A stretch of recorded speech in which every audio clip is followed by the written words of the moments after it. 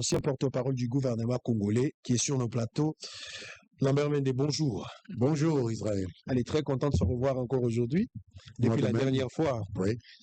Dans l'ensemble, avec tout ce qui se passe au pays actuellement, vous vous sentez toujours fier d'être Congolais. Je parle de l'actualité politique, la crise, l'insécurité dans l'ensemble. Aujourd'hui, cet après-midi, est-ce que vous êtes toujours fier d'être Congolais? Le Congo va mal, c'est vrai, mais ce n'est pas une raison pour m'enlever la fierté d'appartenir à une grande nation qui est l'objet d'une agression totalement inqualifiable, mais ce qui ne lui enlève pas le droit d'exister et d'entretenir l'espérance de ses fils et de ses filles. Et j'en suis. Donc je suis fier d'être Congolais. Fier d'être Congolais, fier d'être lumumbiste, fier d'être kabiliste, fier d'être tshisekediste. Je suis lumumbiste et je m'arrête là.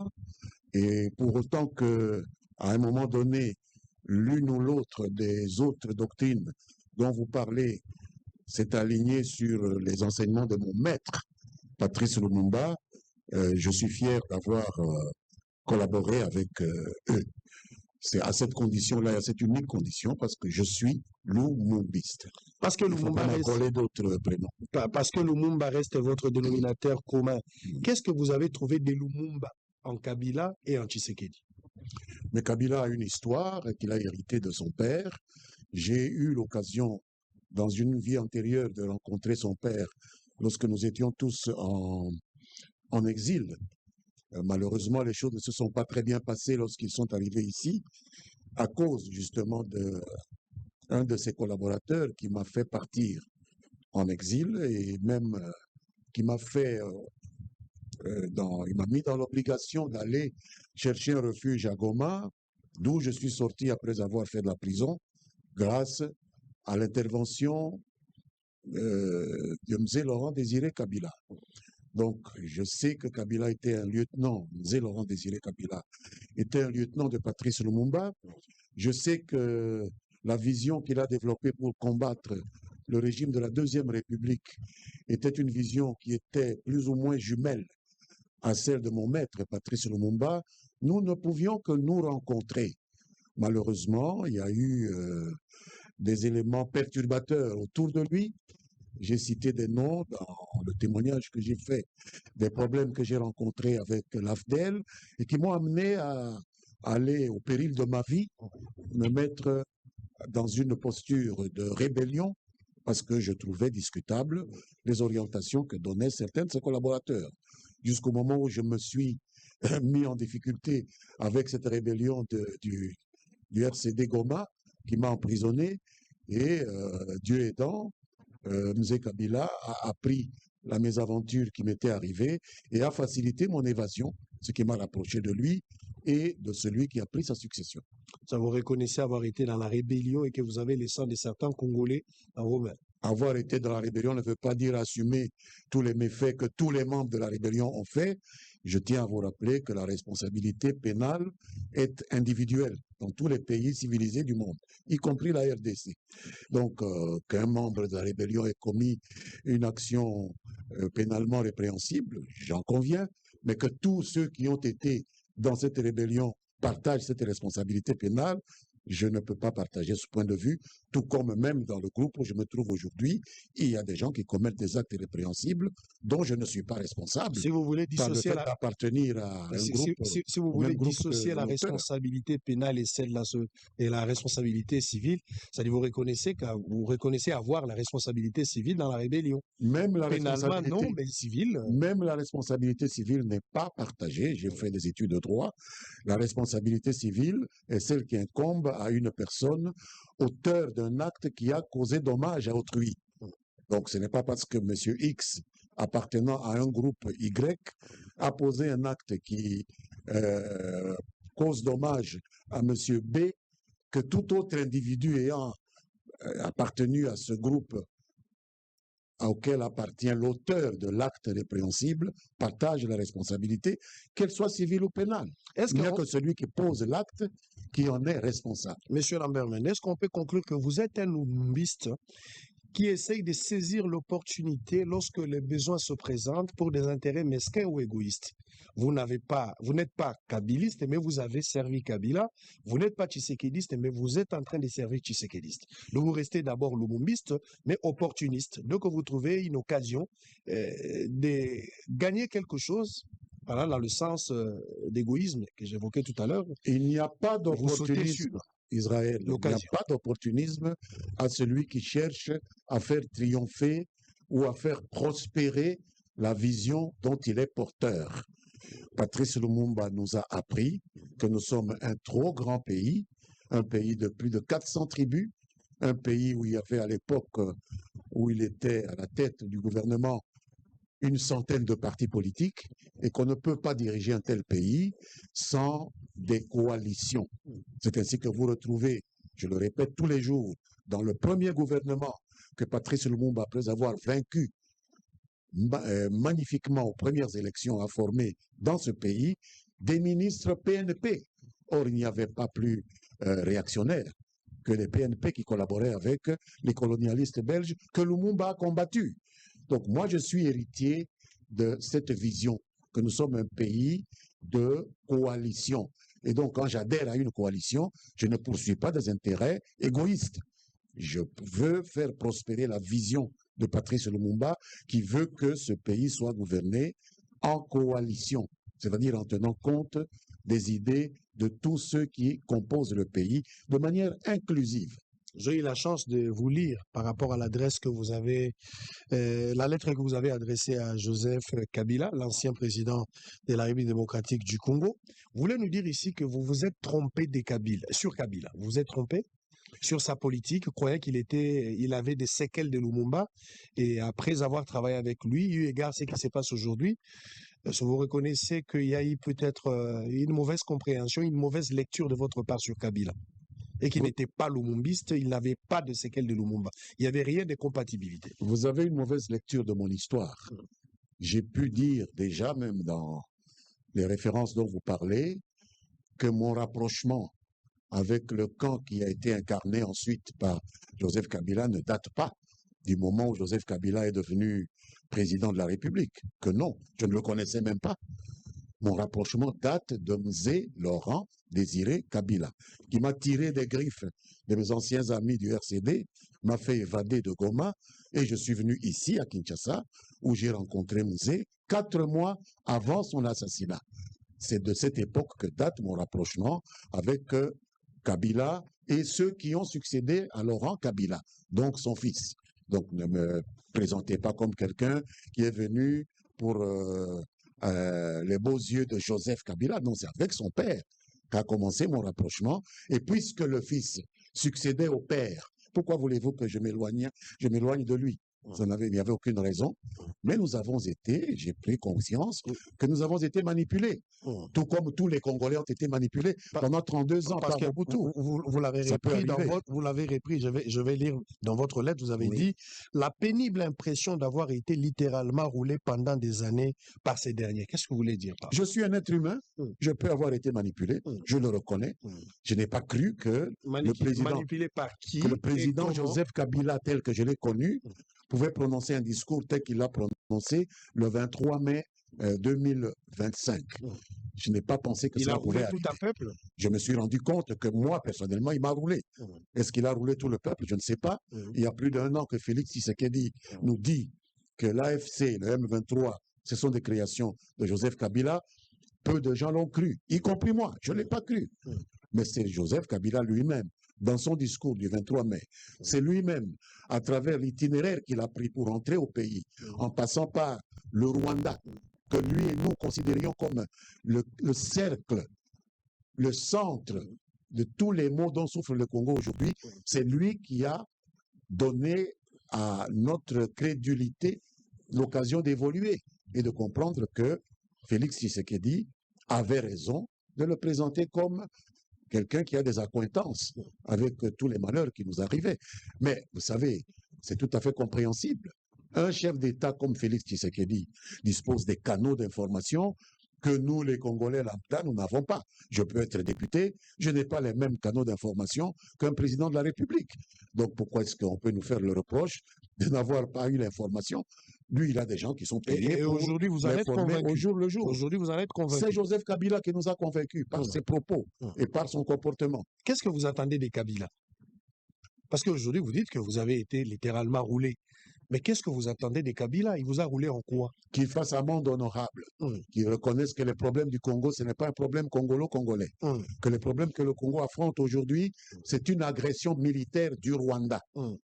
Une agression qui a commencé en 1996, du vivant de son père. Donc qu'il reconnaisse cela, qu'il fasse un monde honorable et qu'il rentre à la maison. Qu'il rentre parler entre Congolais et qu'il laisse le gouvernement Tshisekedi régler le problème de l'agression extérieure que le Rwanda nous impose depuis 30 ans. Et Tshisekedi s'y prend très bien. Il ne faut pas lui mettre les bâtons dans les roues en venant faire le relais des discours prétextes, faire le relais des propos sophistes du régime de Paul Kagame. Je vais vous laisser réagir par rapport à un message c'est une interview de Barnabé Kikaya-Bin Karoubi qui est proche des Kabila. Vous allez réagir en 5 phrases. Regarde ce qu'il dit. C'est 5 phrases, Barnabé Kikaya-Bin Karoubi, qui résument le positionnement de l'ancien chef d'État en ce moment. On va commencer par le premier point. Joseph Kabila revient parce qu'il voit une nation en détresse. Un pays dont la souveraineté est menacée et un peuple qui réclame des dirigeants qui l'écoutent, le comprennent et lui donnent satisfaction. Ça, c'est le premier point. Je ne sais pas comment, si vous pouvez réagir au premier point, puis on va aller au second. Oui. La nation est en détresse. Barnabé Kikaya a raison de le dire. La souveraineté est menacée. Il a tout autant raison. Mais ce qui manque dans cette analyse, c'est la cause. D'où vient la détresse de la nation congolaise aujourd'hui? D'où vient la menace à la souveraineté congolaise aujourd'hui? C'est d'un pays voisin qui s'appelle le Rwanda et que dans son discours, notre ancien chef de l'État donne l'impression de vouloir absoudre de sa responsabilité qui est substantielle dans ces problèmes que connaît notre pays. Et Barnabé Kikaya, dans sa mise au point, n'en parle même pas. Donc, il y a détresse, il y a menace sur la souveraineté, mais tout cela, c'est nous qui sommes menacés, qui sommes la cause de la menace. Donc, nous nous menacerions nous-mêmes, nous nous mettrions nous-mêmes en détresse. Le Rwanda n'est pas là avec sa force armée, n'occupe pas Goma, n'occupe pas Bukavu, n'est pas aujourd'hui en train de menacer Uvira. Donc, cette cécité-là, c'est ça qui me perturbe. Je n'ai pas d'acrimonie particulière contre l'ancien président, mais il faut dire les choses telles qu'elles sont. C'est la vérité qui peut nous sauver. Alors, il a dit en deuxième position, c'est dans ces contextes que Joseph Kabila revient pour servir. Non pour diviser, mais pour unifier. Il apporte avec lui l'expérience, mais aussi l'humilité. Le Congo a besoin d'un leader cohérent, calme et engagé. Mais on ne peut pas servir les gens contre leur gré. Vous servez qui? Si c'est les Congolais que vous servez. Les seuls Congolais qui disposent encore de leur autonomie, de pensée, d'action, ce sont les Congolais qui ne sont pas dans des territoires militairement occupés par un pays étranger. Nous aurions voulu que le président honoraire de la République, Joseph Kabila, quels que soient les problèmes qu'il oppose à son successeur, et nous comprenons qu'il y a des problèmes, parce que chacun peut concevoir ses intérêts différemment de son voisin. Donc c'est tout à fait normal. Mais appartenant à la même nation que nous, une nation qui est aujourd'hui assiégée, martyrisée, pillée chaque jour, même au moment où nous parlons, des gens meurent au nord Kivu et au sud Kivu. Nous aurions voulu qu'ils puissent considérer que ces intérêts qui ont été menacés, des intérêts particuliers qui ont été menacés ou qui ont été en quelque sorte non pris en compte, puissent passer après l'intérêt national. Les intérêts nationaux sont plus importants que nos intérêts particuliers et nous n'avons pas l'impression que le président de la République honoraire tienne compte de cela. il est lui-même, il se dit lui-même victime de certaines indélicatesses. Il peut nous expliquer de quoi il s'agit, mais cela ne peut pas justifier qu'il puisse devenir aujourd'hui le relais d'une force étrangère qui écrase sous sa botte des Congolaises et des Congolais du Nord Kivu et du Sud Kivu, que nous puissions, de sa part, sentir comme un appel à passer l'éponge sur des centaines de milliers, que dis-je, des millions de Congolais qui meurent chaque jour sous la férule des forces d'agression rwandaises qu'il veut laver de toute leur turpitude. Les Rwandais n'ont rien fait, selon lui. Et c'est là où le problème se pose. Kabila pense que le problème est congolais et que la solution ne viendra pas d'ailleurs. Il faut oublier quasiment la démarche de la démarche de l'Angola, la démarche du Doha, la démarche des États-Unis d'Amérique. Pour Kabila, au-delà de tout ce qui se trame, il faudra une démarche congolaise pour qu'il y ait un dialogue en interne. Le Congolais doit se mettre autour d'une table et discuter, échanger et trouver des solutions à leurs problèmes. Il ne faut pas espérer qu'un étranger ou des pays étrangers viendront pour donner la solution à notre problème qui reste congolais. Est-ce que vous partagez la lecture? Vous aurez remarqué, je ne peux pas partager cette lecture, Israël, pour la simple et bonne raison qu'il s'agit d'une redondance que le président de la République, honoraire Kabila, donne au discours de Kagame. C'est pratiquement mot à mot le discours que Kagame distribue pour justifier son agression sur la République démocratique du Congo. Et entendre un ancien président de la République reprendre ces mots, les relayer, leur donner le poids de l'autorité morale importante qu'il a sur une partie de l'opinion congolaise, ça peut révolter tout patriote normalement constitué, quel que soit le respect qu'il peut avoir à l'endroit de ce président de la République honoraire. On ne peut pas prendre les propos de propagande d'un ennemi qui est sur votre territoire militairement et endosser ces propos et commencer à les diffuser auprès de votre peuple pour les anesthésier, pour leur dire d'accepter cette occupation militaire. C'est ça, en fait, ce que nous condamnons dans la démarche du président honoraire. Alors, si vous rejetez la lecture de Kabila, comment est-ce que vous allez... Est-ce qu'il y a possibilité d'établir la corrélation entre les propos de Kabila et celle de Martin Fayoul, et celui de Martin Fayoul? Parce que Fayoul, vous avez suivi, on a tous suivi les discours de Martin Fayoul, qui reste presque dans le même ordre d'idées. Les problèmes congolais, il s'est adressé à Nanga, Kabila et à Tshisekedi. Donc le problème congolais, il ne s'est pas adressé au Rwanda ni aux États-Unis d'Amérique. Non, je pense que vous n'avez pas bien écouté. J'ai suivi les propos de Martin Fayoulou. Si vous voulez bien, on peut revenir avec. Il y a les discours, il a demandé au président Kabila de ne pas relayer le discours des adversaires et de revenir vers le Congo pour résoudre les problèmes que lui soulève.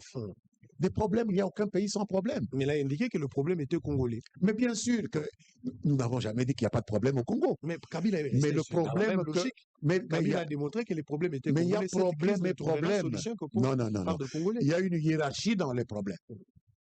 Il y a des problèmes qui sont fondamentaux et puis il y a des problèmes qui sont tout à fait inhérents à la vie, à la respiration normale d'un État, que ce soit les États-Unis, première puissance mondiale, que ce soit la Chine, deuxième puissance mondiale, que ce soit l'Union européenne avec tous ses 26 États. Chaque État a ses problèmes internes et on les résout soit par le dialogue, soit par le recours au souverain primaire. C'est un problème qui peut être résolu dans le dialogue. Et ce que Fayoulou a dit, c'est qu'il ne sert à rien de s'allier à des étrangers pour venir résoudre les problèmes. S'il y a des problèmes au Congo, il faut les rechercher dans le dialogue entre les Congolais. Et c'est ça que nous avons aussi dit, que nous encourageons le président à organiser un dialogue inclusif. Si les problèmes doivent être résolus par les Congolais, qui doit superviser ce dialogue inclusif? À part une autorité reconnue, habilitée par le souverain primaire, c'est-à-dire le peuple congolais, à représenter l'ensemble des Congolais. Et quel est le nom de cette autorité aujourd'hui? C'est Félix-Antoine Tshisekedi. On peut l'aimer, on peut ne pas l'aimer.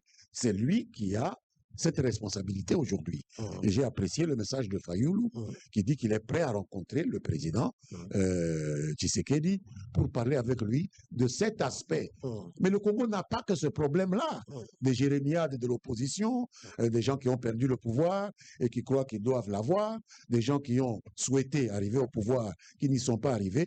C'est normal qu'ils se sentent mal dans leur peau et qu'ils veulent en parler. Mais de là à amener les Congolais à nier une évidence qui est aussi claire que le nez au milieu du visage, qu'il y a une agression militaire qui a commencé à Bunagana, qui s'étend aujourd'hui jusqu'aux confins du sud Kivu. Mais ça, c'est quelque chose de diabolique. On ne peut pas accepter cela. Le Rwanda est chez nous. Les Nations Unies l'ont vu. Les Africains l'ont vu. Et il n'y a que l'ancien président de la République qui ne le sait pas. Non. Finalement, selon vous, quelle est la meilleure démarche à entreprendre? Parce que Félix Tshisekedi lui-même a commencé à initier des consultations à travers un conseiller spécial en matière de sécurité. Oui. Il y a une démarche des évêques de la Cinco avec l'église protestante. Et puis, aujourd'hui, Fayoulou demande encore de rencontrer Tshisekedi, enfin, d'obtenir un dialogue inclusif en interne avec des Congolais. Quelle est la meilleure démarche? En attendant, il y a aussi Doha, il y a les États-Unis d'Amérique, il y a aussi notre démarche qui a été annoncée depuis. Vous comprenez que toutes ces démarches sont complémentaires. Quand vous dites que le président Tshisekedi a désigné son conseiller spécial, le professeur Eberand, pour mener des consultations, c'est que le président est conscient que, en dépit du problème que nous connaissons, qui est le problème principal de l'occupation d'une partie du territoire congolais par une force armée étrangère qui est venue avec des objectifs de prédation, d'expansionnisme et d'hégémonisme, il va falloir aussi que les Congolais ressoudent leur unité. Parce qu'un pays, une maison qui est divisée, ne saura pas se défendre de manière efficace contre la concupiscence, contre la convoitise de certains de nos voisins, incarnés aujourd'hui par le Rwanda.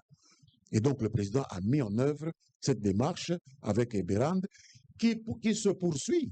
Il n'a jamais sonné la fin de cette démarche.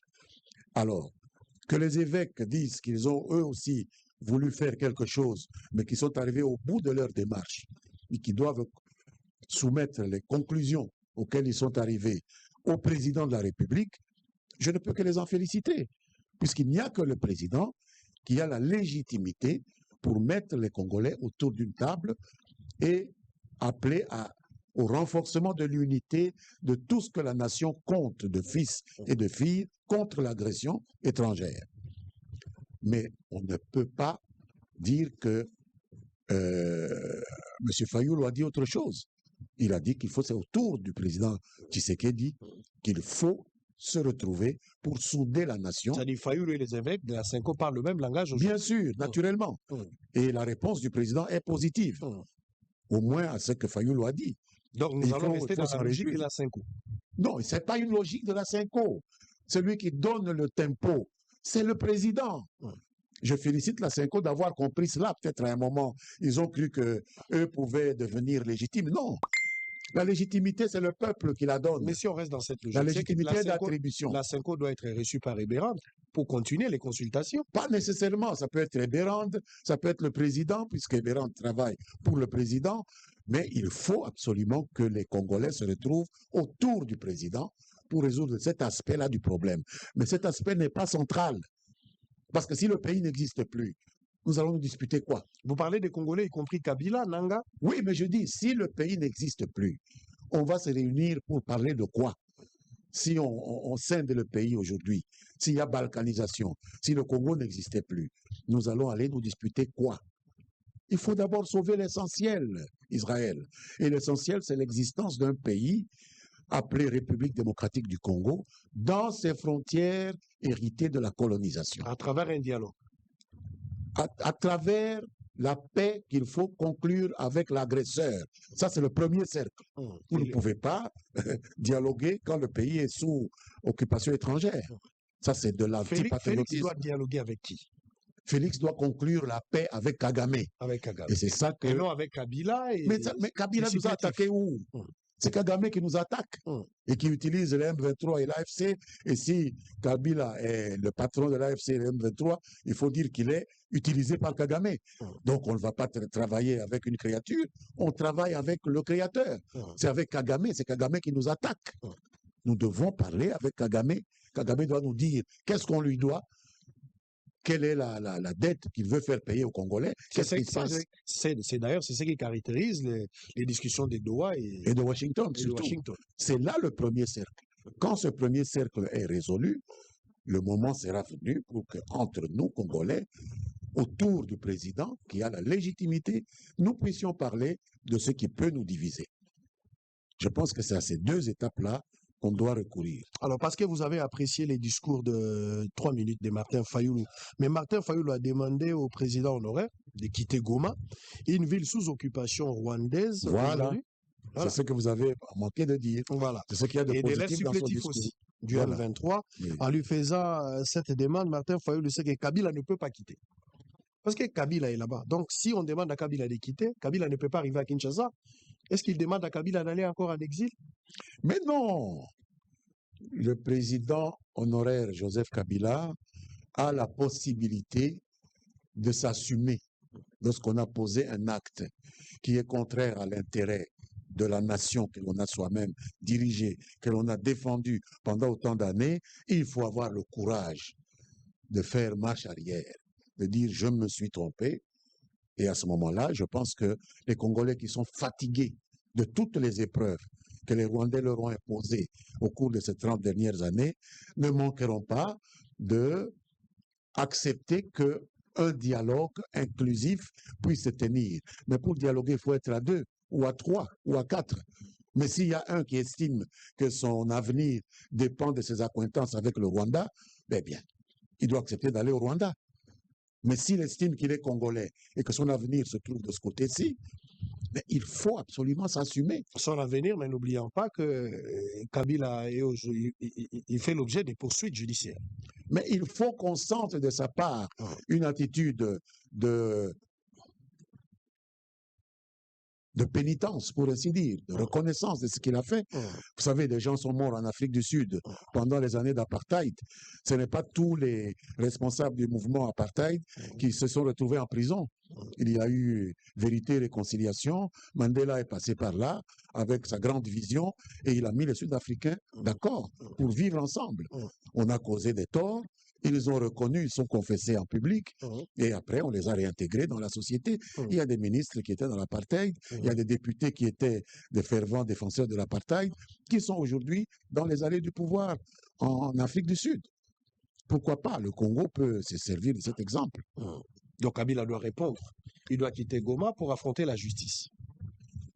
Il doit assumer la responsabilité de ses actes, c'est ce que je peux dire. C'est ça, répondre à la justice.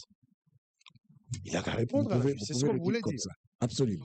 Il va répondre à la justice comme Matata et puis après il va disparaître parce qu'aujourd'hui on cherche Matata, on ne sait pas où se trouve Matata. Je ne suis pas dans les secrets du parquet qui s'occupe d'exécuter les décisions de justice. C'est son parti politique qui ce serait quand même une imprudence de sa part qui a lancé un avis de recherche à se mettre à l'abri de la peine qui lui a été infligée. Je pense qu'il aurait pu agir autrement et solliciter la grâce du président ou des choses comme ça. Ça existe. C'est pour ça que ça existe. Comment vous avez trouvé la réaction de la présidence de la République? Les chefs de l'État s'est montré ouvert par rapport à la demande de Martin Fayulu. Donc il est prêt à le recevoir, échanger avec lui, peut-être dans l'idée d'organiser un dialogue dans les jours à venir. Cette flexibilité, le président qui autrefois s'est plaigné quand même de la manière dont Fayulu ne voulait pas se mettre ensemble avec lui pour aider les pays à aller de l'avant. Mais aujourd'hui, Fayulu s'ouvre et le président est flexible à recevoir Fayulu. Comment vous réagissez? Moi, je considère avec beaucoup de satisfaction la réaction du président qui a compris que le dialogue inclusif est incontournable à un moment ou à un autre. Lorsque nous aurons résolu les problèmes qui menacent de manière récurrente l'existence de notre pays, il va falloir qu'entre eux, les Congolais se parlent. pour mettre en place des mécanismes qui rendent impossible de nouvelles attaques de la part de ceux qui convoitent nos richesses depuis 30 ans, qui s'estiment en droit de venir chez nous piller impunément et qui croient que sans piller le Congo, ils ne peuvent pas vivre. Il n'y a que nous, les Congolais, qui peuvent les empêcher de faire cela. Et il faut qu'ils ne trouvent plus de collaboration dans le tissu sociologique congolais. Et pour ça, il faut ce dialogue inclusif. Et donc, il faut se féliciter de la promptitude avec laquelle le chef de l'État a réagi à cette position de Martin Fayulu. Ici, nous parlons du dialogue. On félicite la démarche de Fayulu et nous applaudissons également la position du chef de l'État. Mais au nom de la paix, Félix Tshisekedi, par contre, veut mettre les minéraux congolais en vente. Êtes-vous sûr que les États-Unis mettront fin à la guerre dans l'Est du pays? Vous savez, un pays ne peut pas vivre en autarcie. Un pays qui a des ressources comme le nôtre peut tirer de ses ressources les moyens de sa propre subsistance. Il y a le fait que l'exploitation peut aboutir à la valorisation de ses ressources, c'est-à-dire vous vendez à ceux qui en ont besoin, qui vous donnent à vous les moyens de pouvoir lancer vos projets de développement et de financement du bien-être collectif. C'est comme ça que les États fonctionnent. Même les États-Unis, il y a des choses qu'ils produisent, qu'ils vendent à d'autres États pour financer leur prospérité. Donc, le Congo n'est pas le premier pays à mettre à la disposition de qui peut le payer la ressource qu'il a, c'est-à-dire les moyens miniers, les ressources forestières, les ressources halieutiques, etc. Donc, ce n'est pas quelque chose dont nous devons nous sentir honteux. Tous les pays du monde commercent. Ce que nous avons reproché aux Rwandais, c'est cette prétention à venir se servir sur la bête sans contrepartie. Vous venez, vous prenez le coltan à Rubaya et vous le présentez comme du coltan rwandais. Mais ça, c'est de la tricherie. Ça, c'est quelque chose qu'aucun pays normalement constitué ne saurait accepter. Mais si les Américains acceptent de travailler avec nous selon le principe de win-win, gagnant-gagnant, pourquoi est-ce que nous nous sentirions offusqués de cela? Ce qu'ils prennent, ils payent. L'exploitation qu'ils font est conditionnée à certains mécanismes comme le paiement des redevances, des taxes, etc. S'ils payent, il n'y a aucun problème. Même le Rwanda, si le Rwanda avait accepté de faire comme tous les autres pays qui nous entourent, vous travaillez en RDC, vous exploitez les ressources naturelles de la RDC, mais pas sans contrepartie. C'est ça le problème. Le président Kagame s'est mis en tête parce qu'il a une armée de créer lui-même un espace où il peut faire ce que Hitler faisait dans les années 39-40, créer ce qu'ils appelaient l'espace vital, le Lebensraum, comme il disait, l'espace vital en Pologne, l'espace vital en Tchécoslovaquie et l'espace vital en Russie. Et c'est quand il a gratté l'ours russe qu'il s'est trouvé complètement en déconfiture. Donc, nous ne voulons plus vivre ce que les Russes, les Polonais, les Tchèques ont vécu avec Hitler. Il faut arrêter cette avec un hémorragie monsieur qui est définitivement. ici, à côté de nous, et qui recevait le soutien de certains partenaires occidentaux, qui peuvent venir commercer avec nous directement. Pourquoi pas? Allez, on va prendre une petite pause. On va revenir avec les discours de Martin Fayulu. Plus de 20 ans après, la République démocratique du Congo vient de briguer un siège de membres non permanents au Conseil de sécurité des Nations Unies pour la période de 2026-2027. On se retrouve juste après ces deux éléments.